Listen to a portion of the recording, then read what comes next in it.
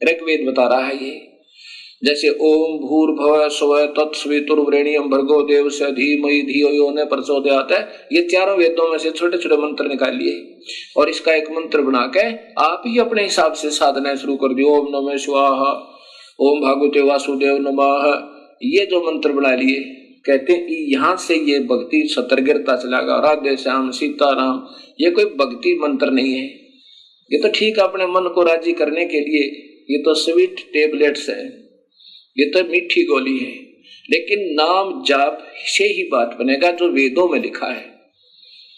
इस मन को प्रसन्न करने के लिए चाहे कुछ भी गाते बजाते रहो, इससे कोई लाभ नहीं होगा।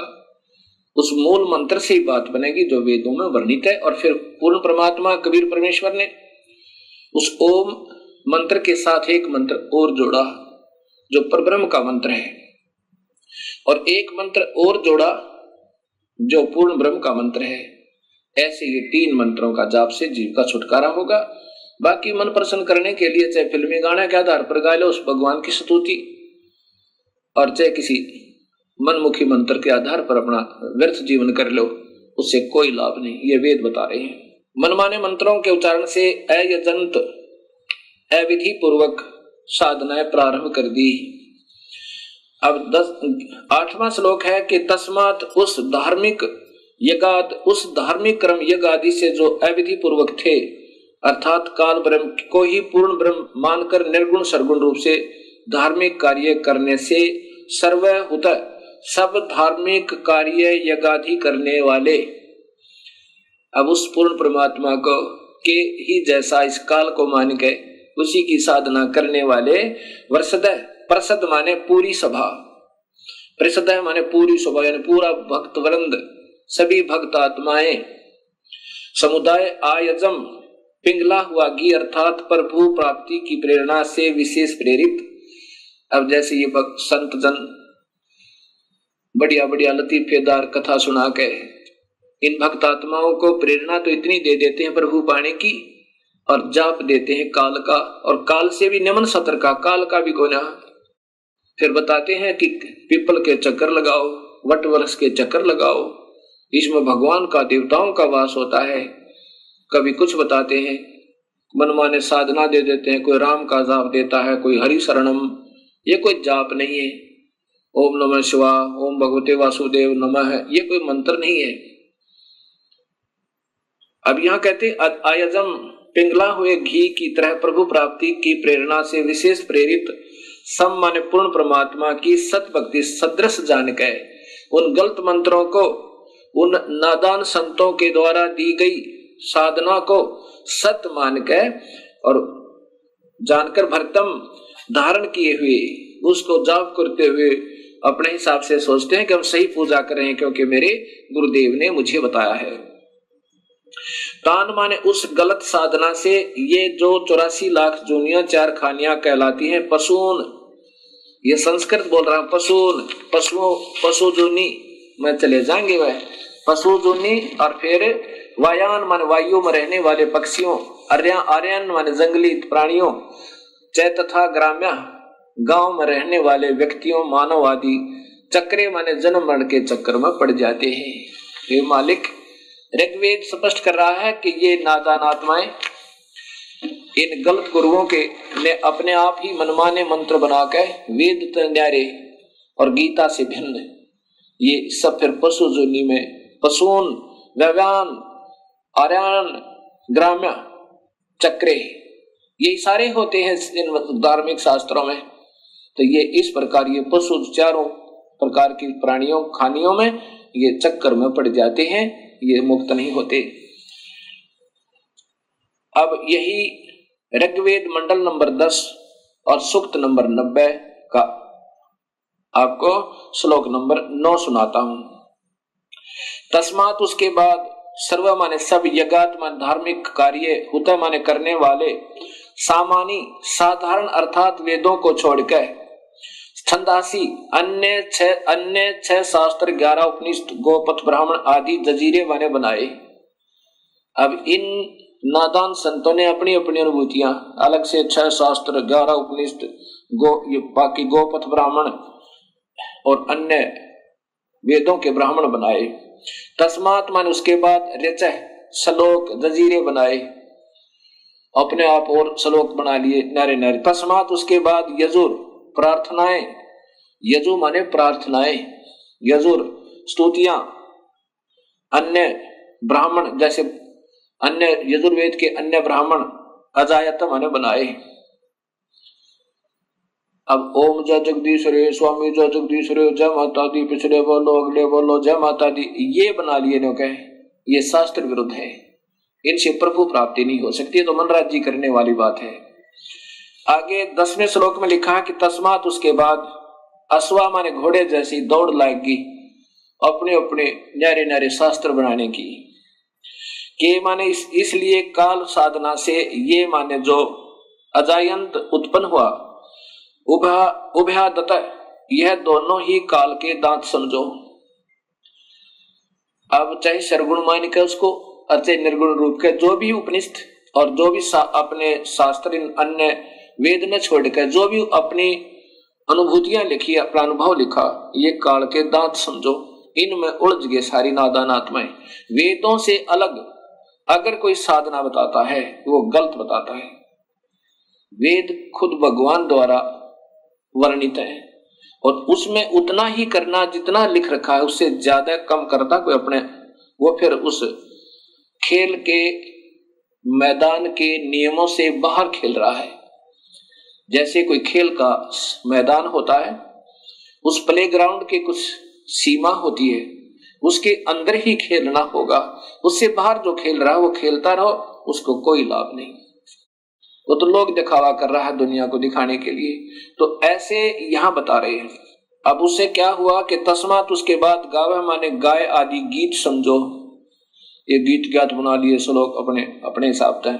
जजीरे उत्पन्न हुए, चाहे तस्मात उसके बाद है निश्चय ही जाता माने उत्पन्न छोटे छोटे लोक गीत, दुर्गा की स्तुति, हनुमान चालीसा, जय गणेश देवा, इस प्रकार के। अजा माने बकरी, वह माने भेड़ जानो।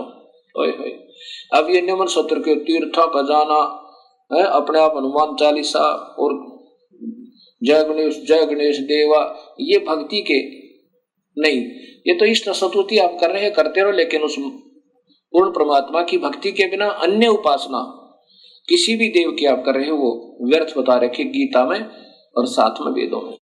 तो ये होगी फिर भेड़ बकरियों पर आगे। अब कबीर साहब कहते हैं, कबीर इस संसार को समझाऊं के बारे, पूछ पकड़ के भेड़ की ये उतरा चावे पार। वही वेद बता रहे हैं जो कबीर परमेश्वर ने स्वयं आकर बताया कि उन वास्तविक साधना ने छोड़ के नौका में तो उतर गए और भेड़ की पूछ पकड़ ले कोई दरिया से पार होने के लिए, तो कभी पार नहीं हो सकता। कबीर साहब कहते हैं, कबीर इस संसार ने समझाऊं के बार, अरे ये पूछ पकड़ के भेड़ की उतरा चावे पार, ये नादान साधना है। पाप दुर्गा स्तुति बनाकर तू शेरा वाली है, तू लट्टा वाली है, तू फलाने वाली है, वो तो माँ में गुण है ही है, लेकिन वो मिले कैसे ये संत बताएंगे। जैसे बिजली की स्तुति कोई गावे तो पंखा चला देती है, तो कूलर चलाती है, अंधेरे को उजाले में बदल देती है, जय बोलो बिजली की, जय बोलो बिजली की, पिछले बोलो बिजली की। अब इससे क्या होगा, ये तो गुण है उस विद्युत में, वो प्राप्त कैसे होंगे उसका एक न्यारा मार्ग है, उसके लिए कनेक्शन लेना होगा और वो कनेक्शन देने वाले कोई और होते हैं। उन गीत गाने वालों से, उन बताने वालों से कनेक्शन देने वाले और होते हैं, वहां कनेक्शन लेने से वो सुख होंगे जो बिजली के विद्युत के आप सुना करते थे। ऐसे इन शक्तियों के कनेक्शन देने वाले परम संत को ढूंढना होगा। जैसे गीता जी के 4थे अध्याय का 34वां श्लोक कहता है कि अर्जुन उन संतों ने ढूंढ ले जो उस पूर्ण परमात्मा के परम तत्व के जानने वाले हों, उनको दंडवत प्रणाम करो और निष्कपट भाव से उनकी सेवा करो और सरलता पूर्वक प्रसन्न करने से वो फिर तत्वभेदी संत, तत्वदर्शी संत तुझे जो मार्ग बताएं वैसे करना। अब आगे क्या बताया है, अब अपने अपने हिसाब के शास्त्र बनाने से यजुर्वेद के मंडल नंबर 10 सूक्त नंबर 90 का श्लोक नंबर 11। सुनो कितना प्यारा लिखा है। यत माने जिस, पुरुषम माने पूर्ण परमात्मा की, अद माने खाने के लिए।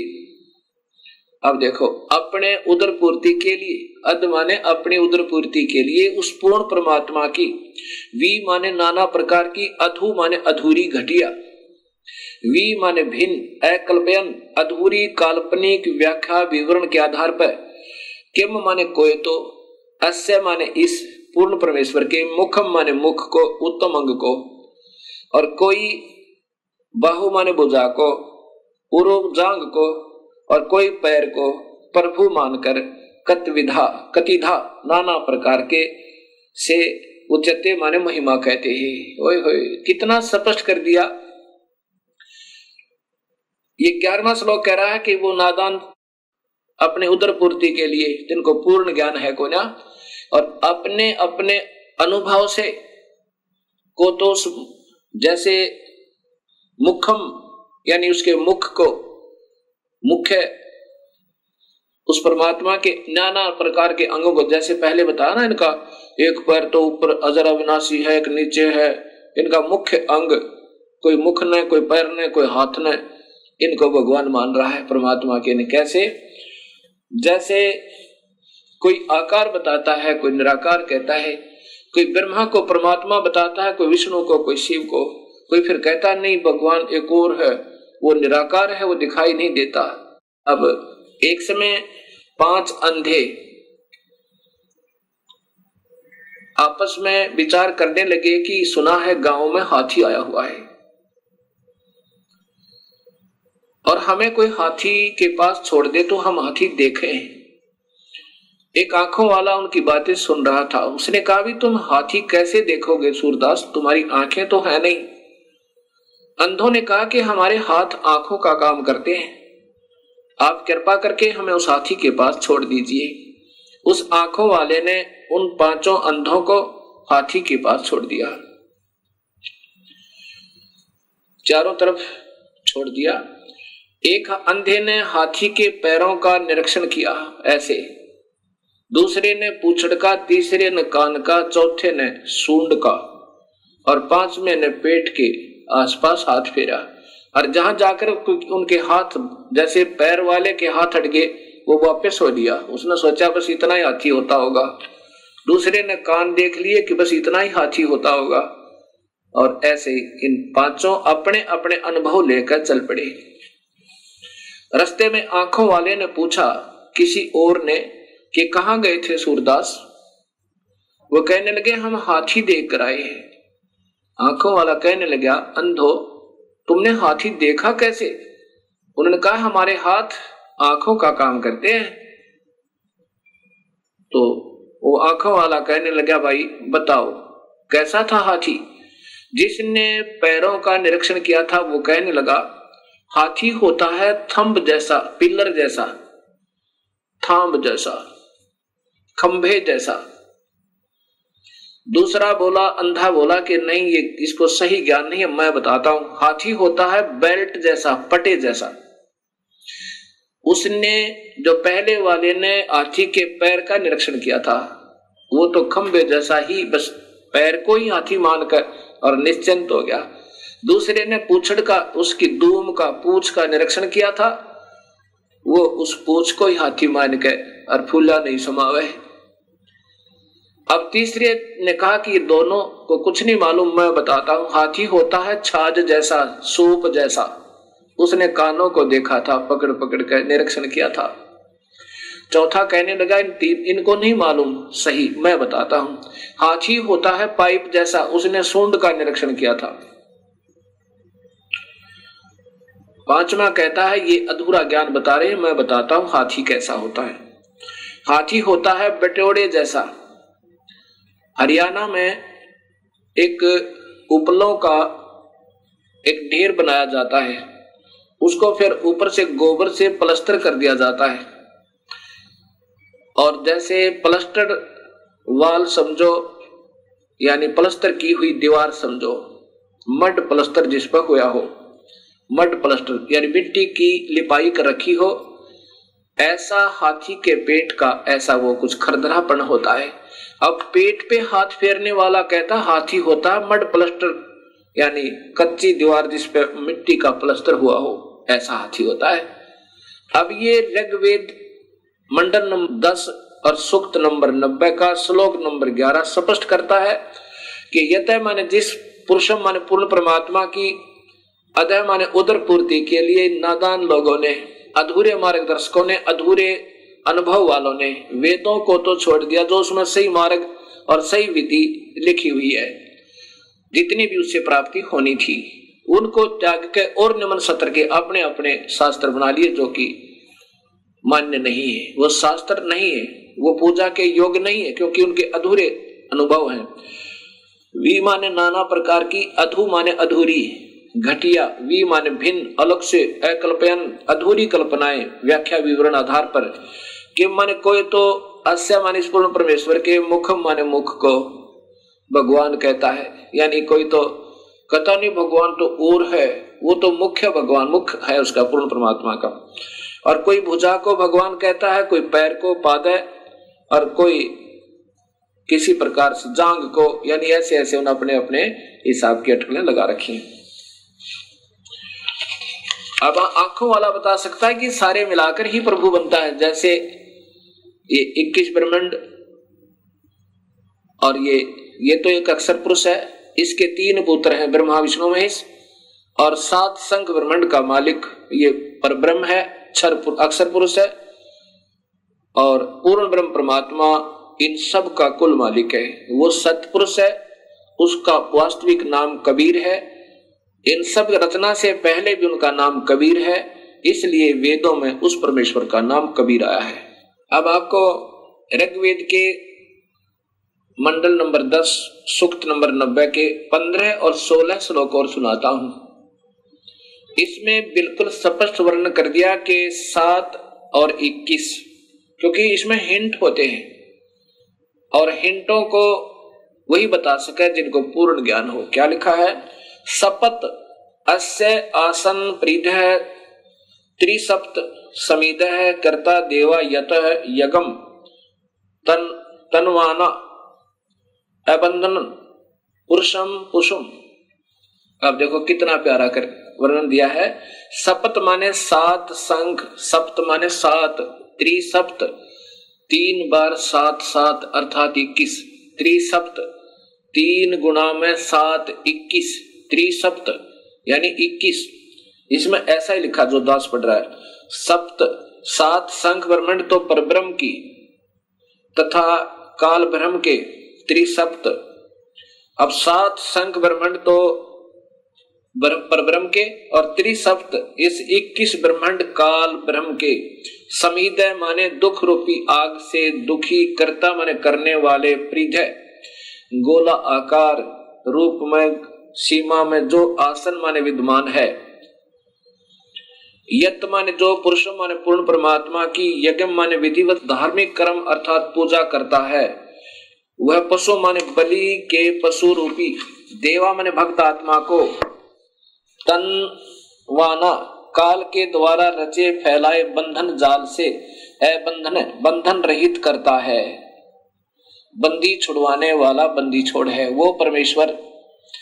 इस पारब्रह्म के तो 7 शंख ब्रह्मांड में और काल के 21 ब्रह्मांड में जो बलि के बकरे की तरह बेचारे इन्होंने फंसा रखा है, उन काल के रचे हुए जालों में के बंधन से अबंधन करता है, उनको निर्बंध करता है, उनको छुड़वाता है। और फिर 16वें श्लोक में कमाल कर दिया, जो देवा माने भक्त आत्मा, अयज्ञ अधूरी गलत धार्मिक पूजा के स्थान पर यज्ञ माने सत भक्ति धार्मिक कर्म के आधार पर यजंत माने पूजा करते हैं, तानी माने वे, धर्माणी धार्मिक शक्ति संपन्न, प्रथमानी मुख्य अर्थात उत्तम है।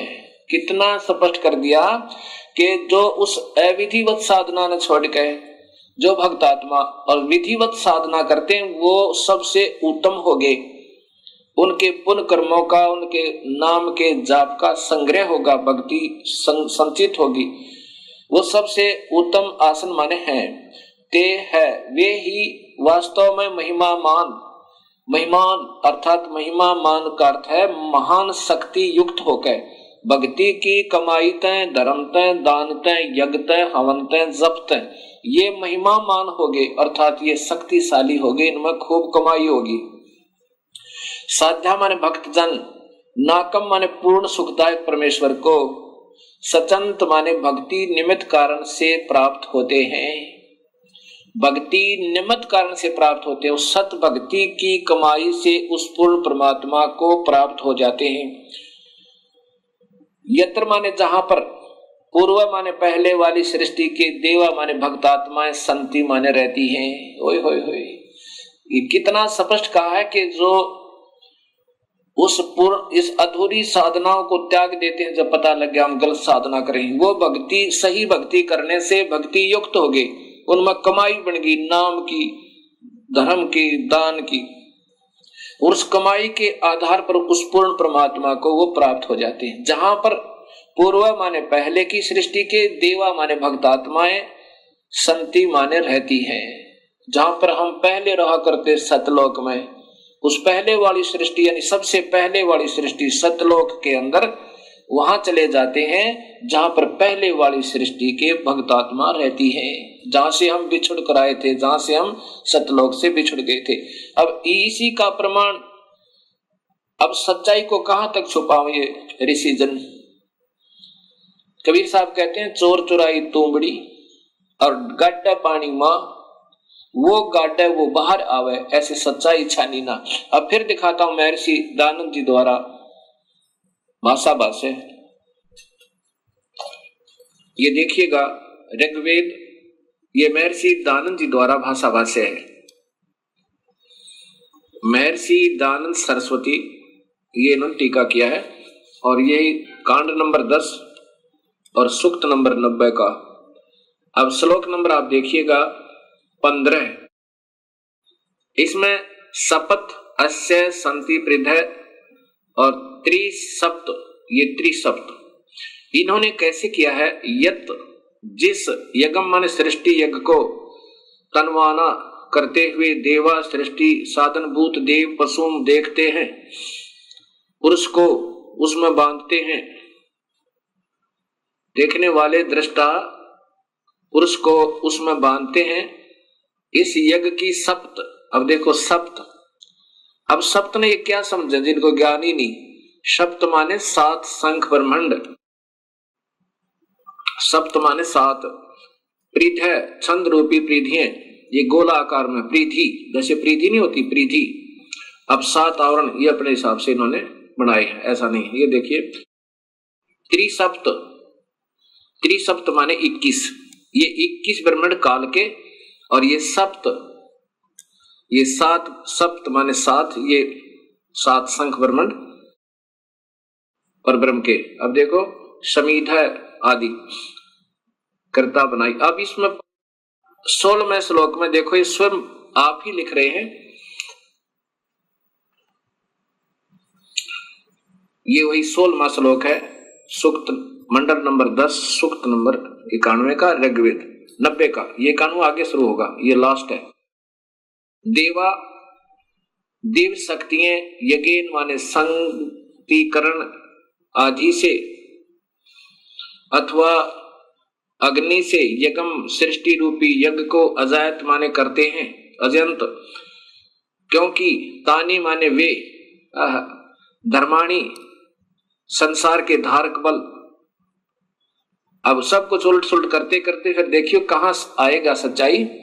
प्रथमानी मुख्य आसन माने हैं, इसका अर्थ बनता है जो सही ढंग से भक्ति करते हैं वो सबसे उत्तम भक्त आत्मा है, ते वे ही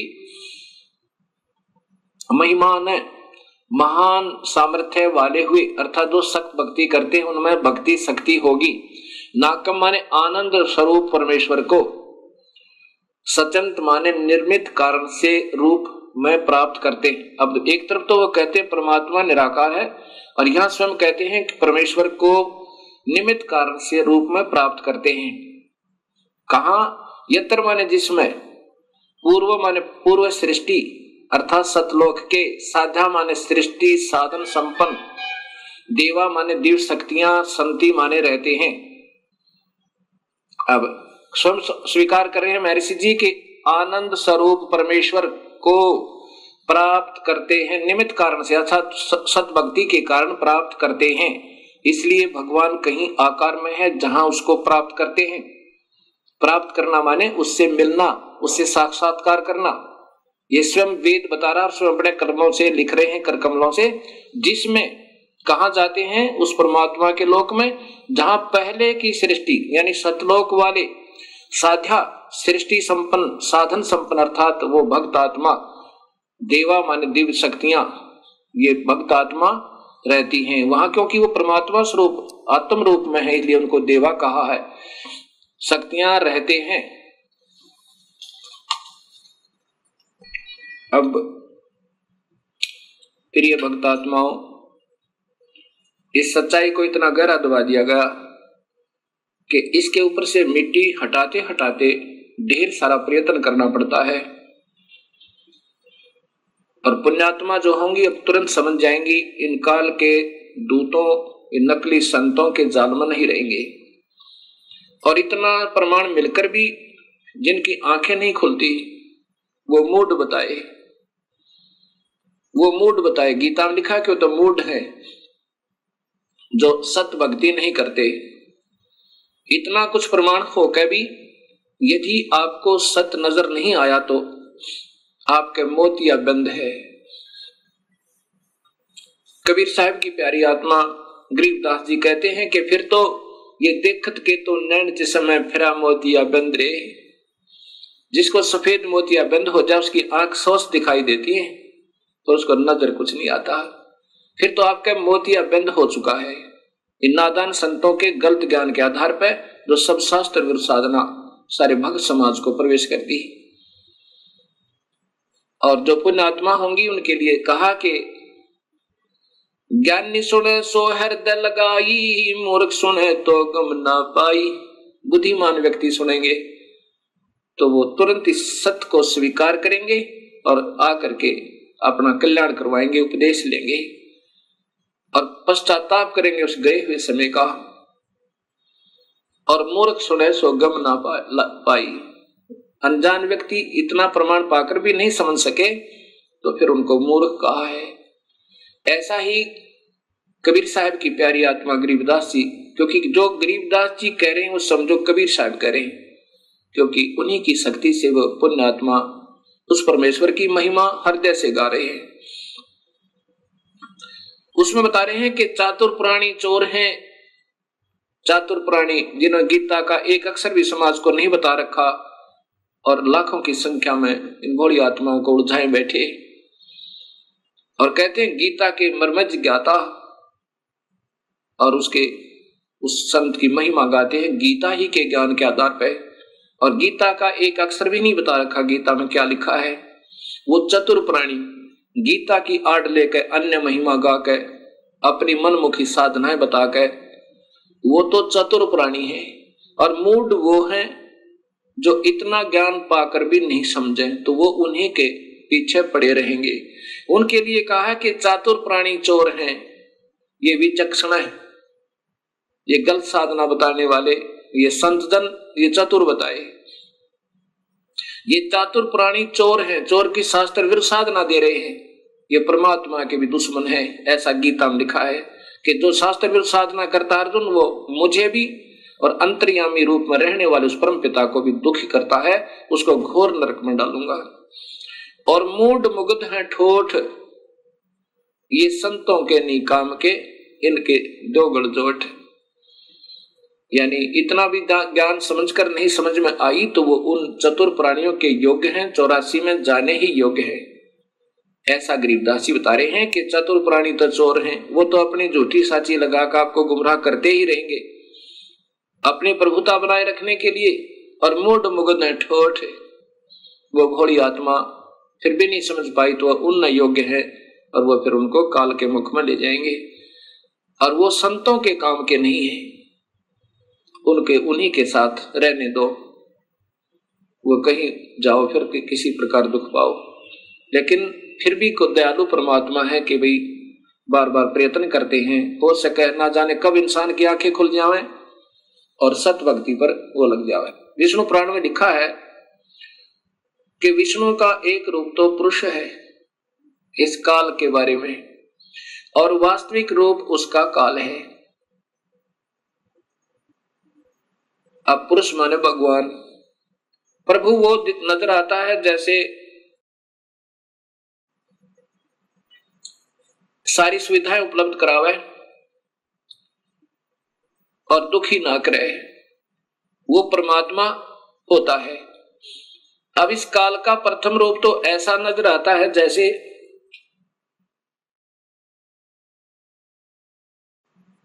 कसाई बकरे पालता है और उनके लिए अलग से स्थान बनाता है और उनके लिए छाया बनाता है, गर्मी सर्दी से बचने के लिए उनके लिए मकान भी बनाता है, हिंसक पशुओं से बचने के लिए उनका डिफेंस करता है, चारों तरफ बाड़ लगा देता है, और पानी की व्यवस्था करता है, उनके चारे की व्यवस्था करता है, उनको फिर ऐसे हाथ से प्यार भी करता है। अब वो नादान पशु उस कसाई को अपना मालिक समझते हैं, क्योंकि उनको वो अपना स्वामी नजर आता है, सारी सुविधा प्रदान कर रखी है। लेकिन जब वो आता है उनके अंदर, वो देखता है ऐसे ये कितने वजन का हो गया, कितना मांस हो गया इसमें, बकरे में ये कितने किलो वजन होया, कितने रुपए की कीमत इसकी होगी, और वो नादान पशु उसको अपना स्वामी मान के, किसको, कसाई को, उससे प्यार करता है, उसके मुख को चाटता है और ऐसे पैरों को उसके ऊपर डाल लेता है सीने से लगाने के लिए। अब उस भोली आत्मा ने, पशु ने, उस बकरे को ये मालूम नहीं, बकरी को, कि ये दुश्मन है तेरा, ये कसाई है। और फिर किसी का पुत्र आओ, किसी की पुत्री आओ, 10 की आवश्यकता 10 ले लिए, 20 की आवश्यकता 20 निकाल लिए, और 100 की आवश्यकता 100 निकाल लिए। किसी का बेटा मरो, किसी की बेटी मरो। ऐसे ही ये काल भगवान है, यही महाब्रह्मा, महाविष्णु, महाशिव रूप में लीला करता रहता है, सबको गुमराह रखता है। इसका प्रथम रूप तो भगवान जैसा दिखा, जैसे बढ़िया पृथ्वी दे रखी, बढ़िया सूर्य बना हुआ, नीचे पानी मीठा है, और फिर फलदार वृक्ष हैं, दूध, दही, घी, सेब, संतरे, मक्खन, कार, कोठी है ठाठ कर रखे, और फिर 1 लाख परिवार रोज टक्कर मार कर होते हैं। किसी का बेटा मर गया, किसी की बेटी मर गई, किसी के पुत्र मर गया, किसी का दामाद मर गया, और ये आनंद से 1 लाख जीवों का आहार करता है। अब ये काल का जाल कबीर परमात्मा बता रहे हैं। अब जब आपकी समझ में ये सृष्टि रचना आ जाएगी, तब आपकी सर्व शंकाओं का समाधान स्वतः ही हो जाएगा। इसलिए ये दास बार बार आपको सृष्टि रचना की सटोरी आपके हृदय में ऐसे उतारना चाहता है जैसे रामायण और महाभारत बच्चे बच्चे को कंठस्थ होगी। ऐसे ही इस ज्ञान के आधार पर हमने उस परम पिता की जानकारी होगी, जैसे हमने रामायण और श्री कृष्ण लीलाओं से श्री रामचंद्र जी की महिमा का ज्ञान हुआ, श्री कृष्ण जी की महिमा का ज्ञान हुआ, तो उनको हमने प्रभु मानकर हृदय से स्वीकार किया। ऐसे ही जब हमने पूर्ण परमात्मा का ज्ञान होगा, फिर अपने आप इनसे स्थिति हमारी हट जाएगी।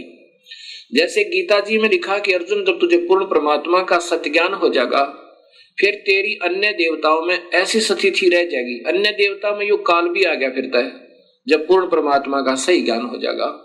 कैसे, जैसे छोटे जलाशय के, जब आपके बड़े बड़े जलाशय के प्राप्त हो जाने पर पहले समय में नहाने और धोने पीने के लिए तालाबों का स्वच्छ जल ही प्रयोग किया जाता था, क्योंकि उसमें जड़ी बूटियां बहुत हुआ करती आसपास, और वर्षा के कारण जड़ी बूटियों के ऊपर गिरा हुआ जल और फिर संचित हो जाता था एक झील में, एक तालाब में, उसी को पिया करते थे। वो बहुत स्वास्थ्यवर्धक होता था। तो कहते हैं कि उसमें पीने के लिए भी वो पानी ही प्रयोग किया जाता था और उसी से सिंचाई भी की जाती थी। भगवान कह रहे हैं अर्जुन, जब बड़े जलाशय के प्राप्त होने पर छोटे जलाशय में, जिसमें कुछ समय का अस्थायी जल था, जो ग्रीष्म ऋतु आने पर समाप्त हो जाना था, उस छोटे जलाशय के प्रति जैसी तेरी श्रद्धा रह जाएगी, ऐसा ही उस पूर्ण परमात्मा के सत्य ज्ञान के हो जाने पर इन अन्य मेरे में यानी ब्रह्म में और परब्रह्म में और नीचे के ब्रह्मा विष्णु महेश और देवताओं में, इनमें जिसी तेरी श्रद्धा रह जाएगी, जैसे उस बड़े जलाशय बड़े तालाब के प्राप्त होने पर उस छोटे जलाशय में रह जाती है, उससे फिर नफरत नहीं होती, वो तो काम चलाऊ है और वो सथाई है। ऐसे अपने आप उसमें श्रद्धा स्वतः बन जाएगी। ऐसा ही कबीर परमात्मा ने बताना चाहा है कि जब तुम्हें पूर्ण परमात्मा का ज्ञान होगा तो नीचे के ब्रह्मा विष्णु महेश और ब्रह्म, इनसे नफरत नहीं, ब्रह्मा विष्णु महेश से नहीं, लेकिन पूर्ण परमात्मा में आप पे आसक्तता आपकी बढ़ जाएगी। अब जैसे अनजानपने में रात्रि के समय कोई छोटा सा 25 वाट का बल्ब उदय हो जावे, जग जावे, तो ये भोले भाले पतंग, छोटे छोटे जुगनू, तितलियां, ये मच्छर उसके चारों तरफ उसको सच्चिदानंद मान के, सत्य चित आनंद, क्योंकि अंधेरे में तो वही बढ़िया, इसलिए उसको सच्चिदानंद मान लिया। अभी तक समाज को सच्चिदानंद की परिभाषा का भी ज्ञान नहीं। सच्चिदानंद अर्थात प्रभु, जो आत्मा का सच्चा साथी, सच्चा आनंद, जो ना मारे ना खावे ना दुखी करे ना गधे बनावे, वो परमात्मा वास्तव में सच्चिदानंद है। बाकी जब तक उसका ज्ञान नहीं तब तक ये नीचे के देवता ही सच्चिदानंद बने हुए थे हमारे लिए। जैसे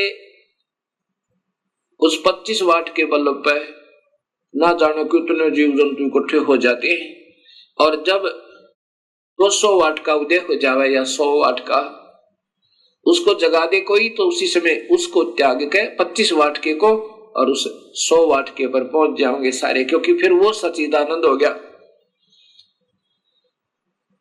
उसके बाद 1000 का उदय हो जावे बल्लभ, तो उसको छोड़कर 100 वाले को 1000 वाले पर पहुंच जाएंगे। तो अभी तक इन ऋषियों के लिए ये ब्रह्म सच्चिदानंद था, लेकिन ये सच्चिदानंद नहीं था। हाँ, इन अन्य से तो चोखा था। इसके बाद जब सूर्य उदय हो जाएगा, फिर यह भ्रमणा और भटकना कति मिट जाएगी। और ज्ञान सब ज्ञानड़ी, कबीर ज्ञान सो ज्ञाने, जैसे गोला तोब का भाई करता चले मैदाने। कबीर तारा मंडल बैठे करिए, चांद बड़ाई खाए, उदय हुआ जब सूर्य का, सो तारों छप जावे। रात्रि के समय चंद्रमा की रोशनी बहुत अच्छी नजर आती है और तारागणों से ज्यादा ही प्रभु नजर आता है, उत्तम नजर आता है। ऐसे ही ये ब्रह्म समझो और तारे समझो, ये अन्य देवता ब्रह्मा विष्णु महेश। और जब सूर्य उदय होगा वो पूर्ण परमात्मा का वास्तविक ज्ञान और सुख का ज्ञान होगा। 100 तारा छिप जावे, ना चंद्रमा दिखे ना तारे दृष्टिगोचर हो, अर्थात फिर ये सर्व सुख हो जाएगा। ऐसा पूर्ण परमात्मा की भक्ति और नाम में ये शक्ति है। सत साहिब, इस सारी सृष्टि रचना को सुनकर एक बहन ने अपनी आत्म कथा सुनाई। अब देखो भक्तजनों, जब तक आपको सुख है, ये तो वेद में बताया कि आपका वसंत ऋतु है, आपका एक ही आपके कर्मों की मलाई आप खा रहे हो, करीम खा रहे हो, खाते रहो। और जब पाप कर्मों का ग्रीष्म ऋतु प्रारंभ होगा, फिर देखियो क्या बनेगी। एक माई ने बताया कि मैं एक ही पुत्र उत्पन्न हो जाने के बाद विधवा होगी, मेरा पति मर गया।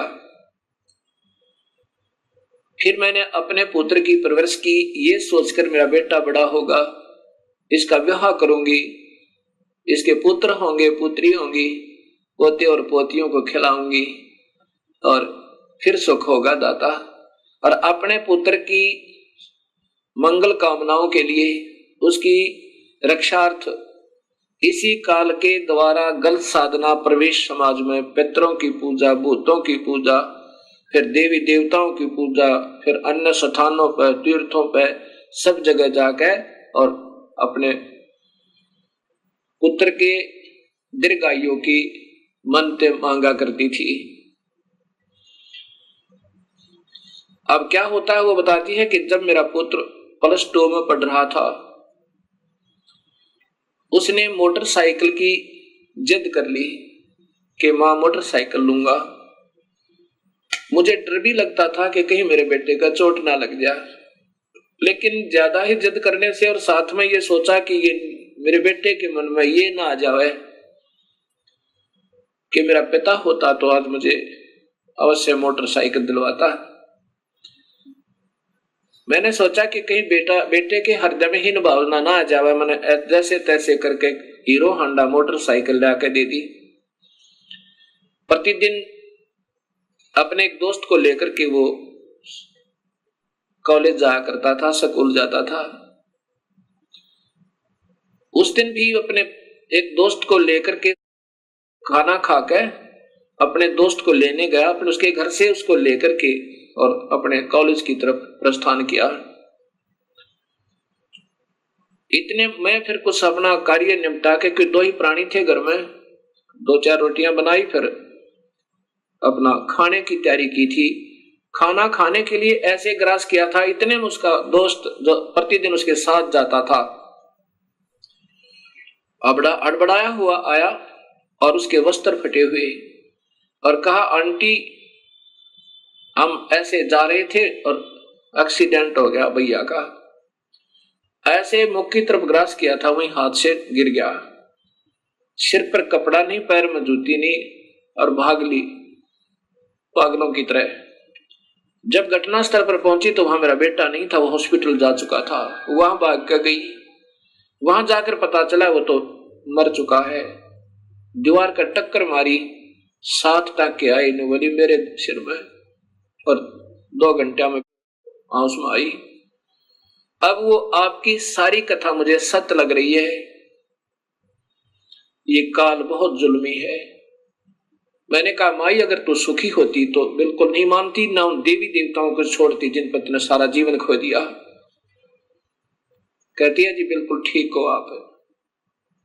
अब ये परमात्मा कबीर साहब हमें बताना चाहता है कि तुम जिसकी पूजा करते हो वो स्वयं काल है, और उसी की तुम पूजा करे। उसी के 3 पुत्र ब्रह्मा विष्णु महेश है बेचारे, ये उसके प्रवेश है। ये भी तुम्हारी मदद नहीं कर सकते। ये केवल कर्म आधार पर तुम्हें जो भी तुम्हारा नियमित है, सुख है तो सुख लो, दुख है तो दुख लो। अब ब्रह्मा से हमारे से उत्पत्ति करवाता, रजोगुण बनाकर हमने विवश करके सब में वासना भर के, और विष्णु हमारे अंदर मोह ममता पैदा करे रखता है कि यहाँ पर ये टिके रहे, सतीथी बनी रहे। और शिव जी फिर हमारा संहार करवाता है कोई न कोई कारण बनाकर, चाहे किसी का बेटा मरो, चाहे किसी की बेटी, क्योंकि वो भी काल के वश है बेचारा।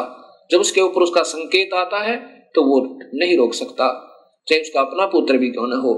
जैसे भगवान श्री कृष्ण के सामने पूरा यादव कुल का विनाश हो गया, अभिमन्यु उसका भांजा भी मर गया, पर वो नहीं बचा पाए। ऐसे ये काल इन सबको नचा रहा है। परम पिता परमात्मा सारी सृष्टि के रचनहार, कुल मालिक, अनंत कोटि ब्रह्मांड के रचयिता कबीर परमेश्वर की असीम रजा से इस पवित्र नगर नरेला में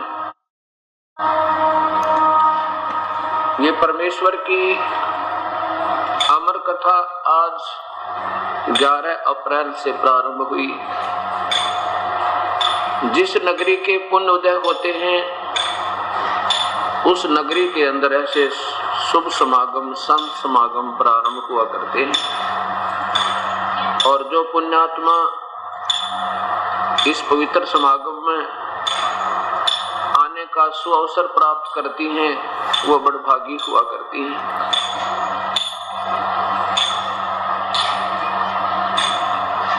कबीर परमेश्वर कहते हैं, मानुष जन्म दुर्लभ है, ये मिले न बारंबार। जैसे तरवर से पत्ता टूट जाए वो फिर नहीं लगता डार। कबीर परमेश्वर कहते हैं कि मानो शरीर पाकर जो नहीं रटे हरि नाम, और जैसे कुआ जल बिना फिर बनवाया क्या काम। परमपिता परमात्मा वो पूर्ण ब्रह्म सतपुरुष अकाल मूर्त शब्द स्वरूपी राम परम अक्षर पुरुष आप ही स्वयं ही इस मृत लोक में आते हैं, काल के लोक में आते हैं, अपने सत्य लोक से चलकर, अपने रत धाम से सत धाम से चलकर वो परमेश्वर स्वयं ही आते हैं।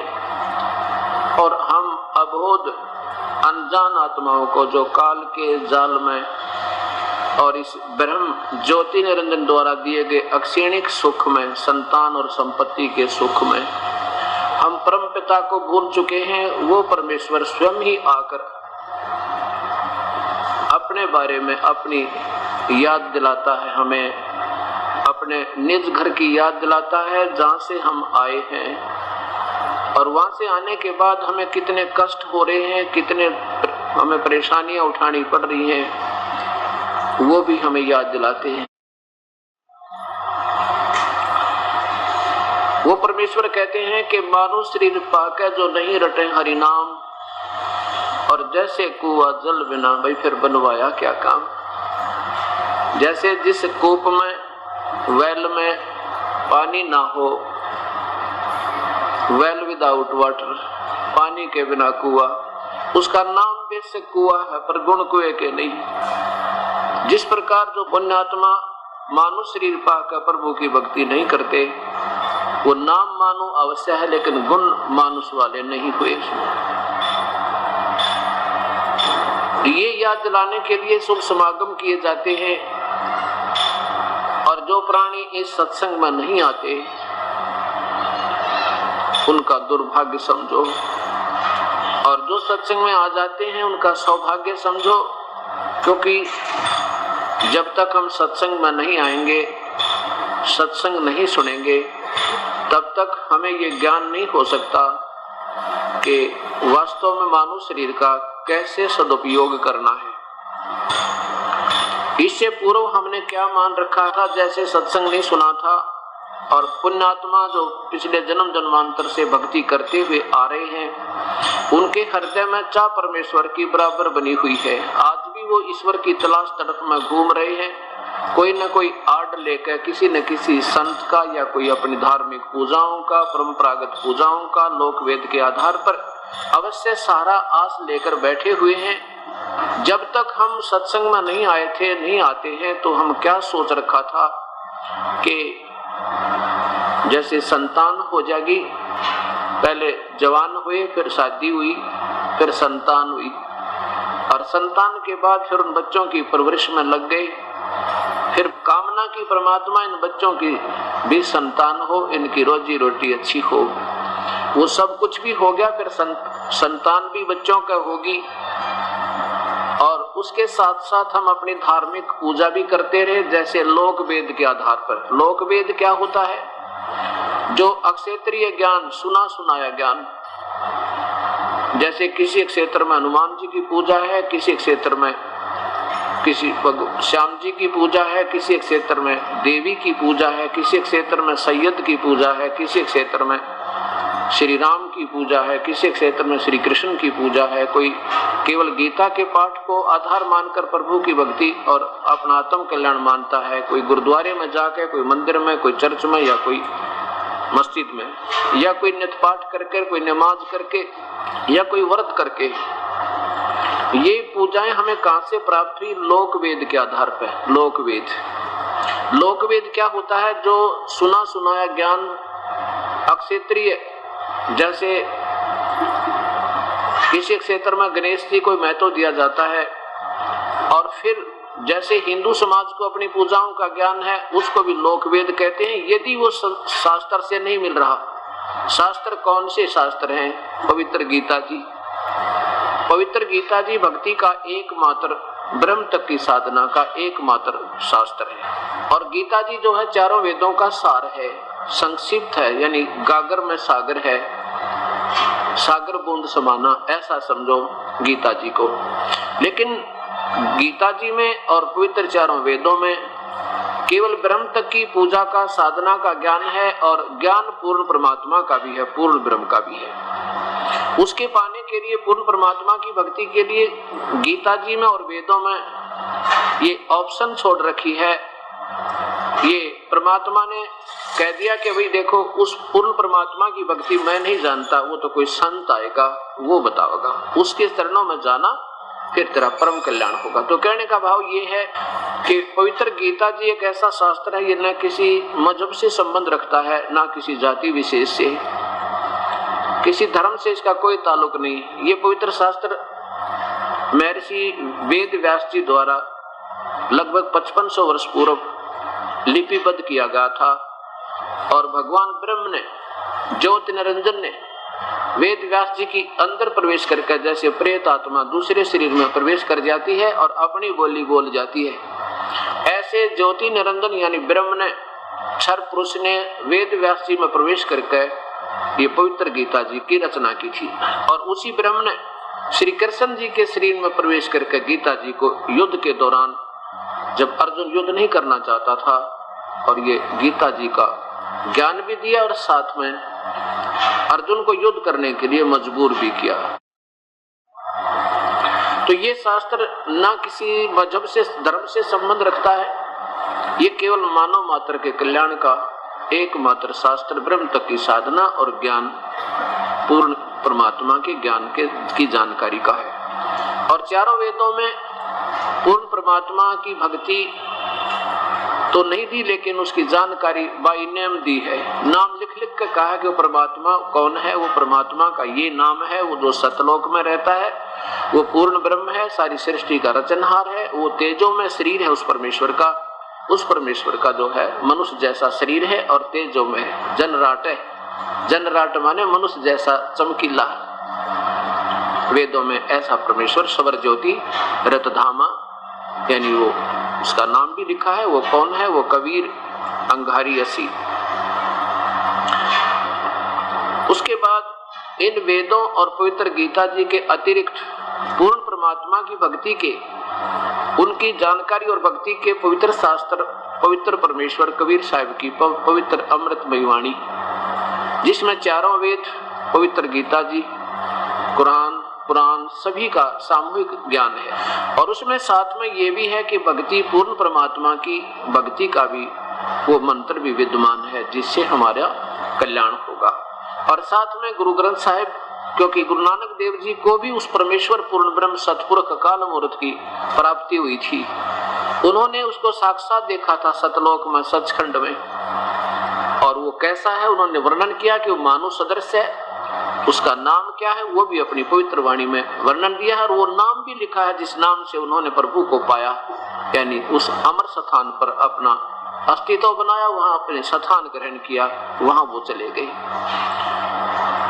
उसी प्रकार आदरणीय गरीबदास जी महाराज छुड़ानी वाले, जो स्वयं परमेश्वर आकर मिले थे, उनको सतपुरुष और सतलोक में, सचखंड में लेकर गए थे और फिर वापस आत्मा को छोड़ दिया था शरीर में।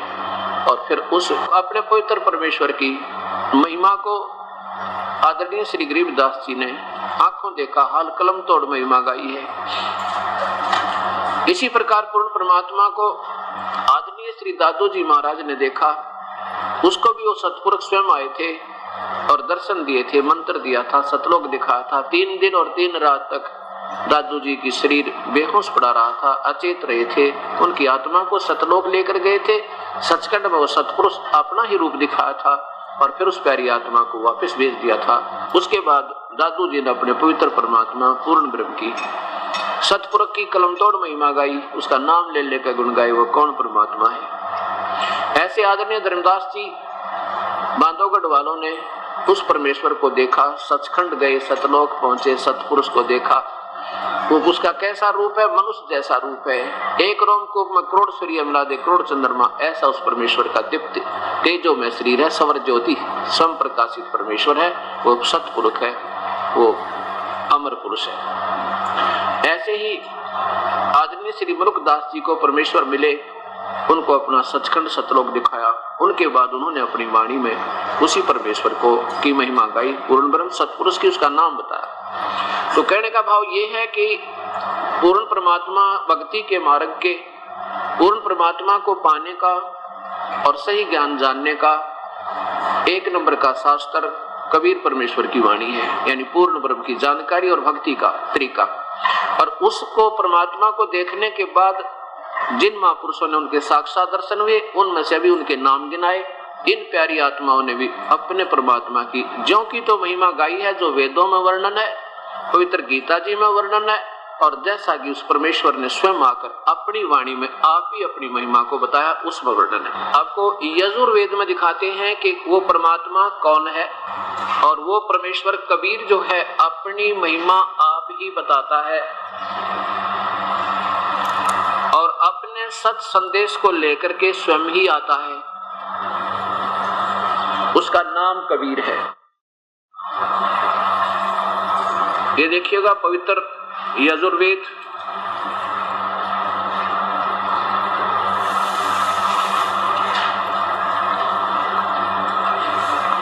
ये कहां से प्रकाशित है?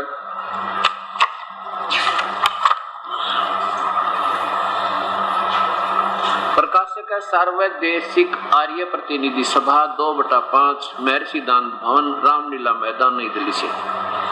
इसमें यजुर्वेद के अध्याय नंबर 29 का और श्लोक नंबर 25 में, क्योंकि गीता जी को जैसे ब्रह्म ने बोला ज्योत निरंजन ने, ऐसे ही वेदों को भी ज्योत निरंजन ब्रह्म ने बोला।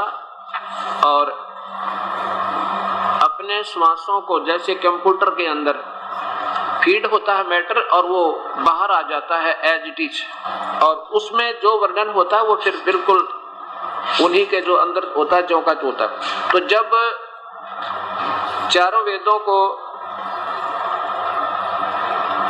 ब्रह्म ने समुद्र के अंदर छोड़ दिया और ब्रह्मा जी को सागर मंथन के बाद उसको उसका प्राप्त हुआ,